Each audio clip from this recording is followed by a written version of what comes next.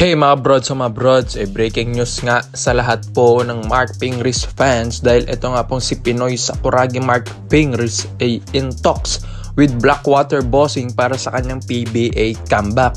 Dahil sinabi nga rin ito ng team owner Josaldo C na ito pong si Mark Pingris ay pinag-uusapan lang naman nila bilang siya ang isa sa big man's coach ng Blackwater Bossing, kung saan siya ay pinatawag ng Blackwater team owner na ito na para nga maging coach as their big man, mga kabrozel. Alam naman natin si Ping kilala yan bilang isang magaling na player sa ilalim dahil tinawag nga itong Pinoy Sakuragi at puso ng Gilas Pilipinas dahil sa kanyang walang takot doon sa ilalim, mga brods, kung saan nakikipagpalitan talaga ito ng muka maski import, maski mas malaki sa kanya sa ibang lahi, sa ibang bansa.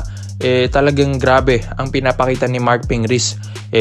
Makikita mo rin naman dito sa ating PBA kung saan nagkaroon siya ng 9-time champion, 15 times all-star, mga broads, kung saan parte rin siya ng Grand Slam Championship noong 2014 under Coach Tim Cone. Kung di dahil sa kanya, doon sa paglalaro niya sa ilalim, mga broads, sa kanyang puso doon, hindi magagawa yan ng SMC Corporation ng Pure Foods franchise.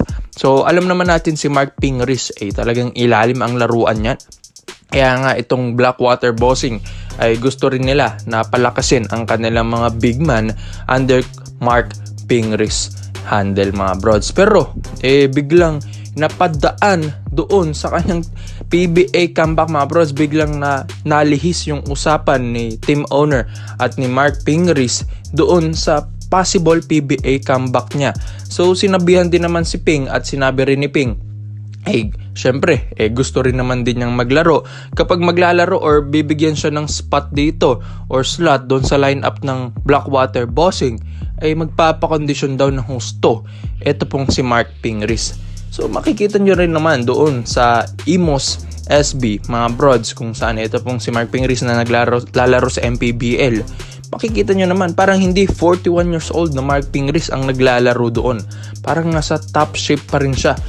Kung matatandaan nyo kasi sa PBA, kakagaling lang niya ng ACL injury, kaya yung mga past few seasons na natira ni Mark Pingris sa PBA ay parang hindi ganon kaganda ang kanyang performance dahil syempre naiilang pa ito from injury niya. Pero after mga ilang years, tapos naglaro ulit siya sa MPBL after kang kanyang retirement sa PBA, mga prods, ito na naman si Ping, mas gumanda na naman ang kanyang kondisyon, mga bros, dahil iba talaga si Pingris. Gustong gusto niya ang laruan ng basketball. Parang hindi 41 years old, talagang makikita nyo bumabalya pa rin dito sa MPBL. Kinakawawa niya talaga yung mga players sa ilalim, mga bros. Makikita nyo yung footwork ni Mark Pingris, maganda pa rin. Yung control ng kanyang body ay parang hindi tumatanda. Kaya kung ito ay makuha ng Blackwater Bossing para bilang isang kanilang power forward, malaking tulong si Mark Pingris para sa kanila. Mapa-depensa, mapa-opensa, tapos yung kanyang leadership pa, mga broads, at matuturuan pa niya yung mga big man ng Blackwater Bossing. So maganda ito para sa Blackwater kung makuha man nila ito pong si Mark Pingris at bibigyan nila ito ng magandang slot.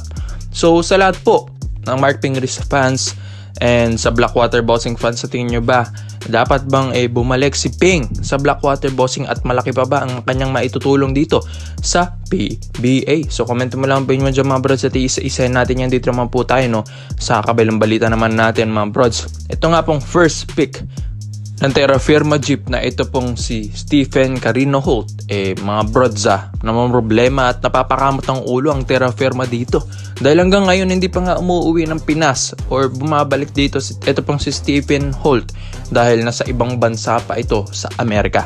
So mga brods, mahirap ito para sa Terra Firma Jeep. Bro mo, first pick nga ng PBA draft pero hindi naman umattend doon po sa Robinsons, mga broads, kung saan yung PBA draft nangyari. Dapat yung mga first pick, diba, dapat na andyan yan, present yan lagi, mga broads, pero wala nasa call lang. Hindi natin alam, baka nagtitraining siya doon, pero consider din naman natin yon. Pero mga broads, iba pa rin pag may respeto ka sa iyong team. Hanggang ngayon nga, ensayo ng Terra Firma Jeep, wala pa rin ito pong si Stephen Holt.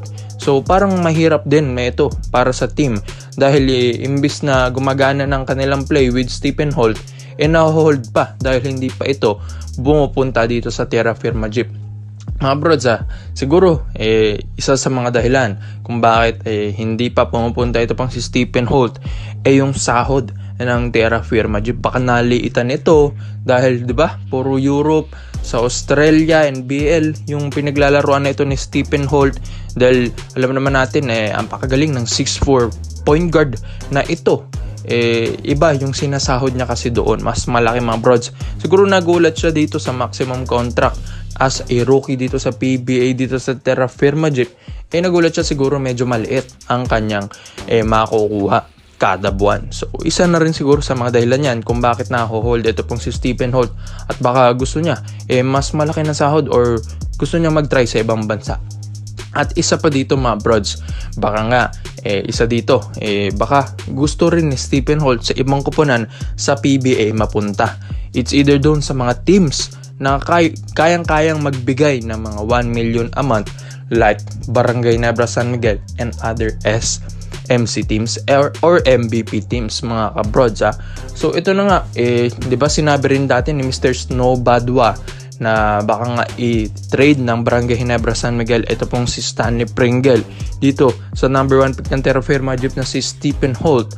Baka yun ang isa sa mga dahilan mga brods kung bakit wala pa rin si Holt dito sa PBA. Siguro hinihintay na lang niya yung trade na mangyari dahil alam na niya na malaki ang bigayan sa Barangay Ginebra San Miguel. At alam naman natin ang Ginebra gustong gusto rin ito pong laruan ni Stephen Holt bilang isang 6'4 point guard na bubuo sa sistema ni Coach Tim Cone mga kabroad. So alam naman natin malakas ito pong si Stephen Holt, pero pagrespeto lang doon po sa Terra Firma Jeep team, kahit alam niyang ma-trade siya or susubok siya sa ibang liga, why not try 1 year muna mga brods, diba, dito sa Terra Firma Jeep or 1 season. Dahil alam naman natin isa nga sa mga rules dito sa PBA yung mga number 1 pick bawal pa yan ma-trade.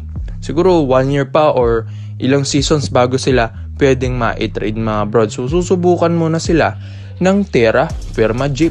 So ikaw mga brods, syempre sa lahat po ng mga Barangay Ginebra fans, alam naman natin na inaabangan nyo ang pag-trade dito sa number 1 pick ng Terra Firma Jeep na si Stephen Holt. Pero syempre titignan pa rin natin yung mga rules ng PBA or sakaling baka itong si Stephen Holt sumubok ng ibang liga dahil naliliitan siya sa sahod dito sa PBA, or baka may gawin ng ito pong mga SMC teams na under the table para nga lang makakuha agad ito pong si Stephen Holt at makakuha ang kanyang sahod na gusto. Ikaw mga bro, sa tingin nyo ba sa lahat po ng mga Barangay Ginebra fans, Stephen Holt dapat mang makuha ito ng Barangay Ginebra San Miguel? Komento mo lang, bayi mo dyan mga bro, at isa-isa natin yan. Salamat po sa panonood mga bro, at this is Overrated Dialect, yun lang, I'm out.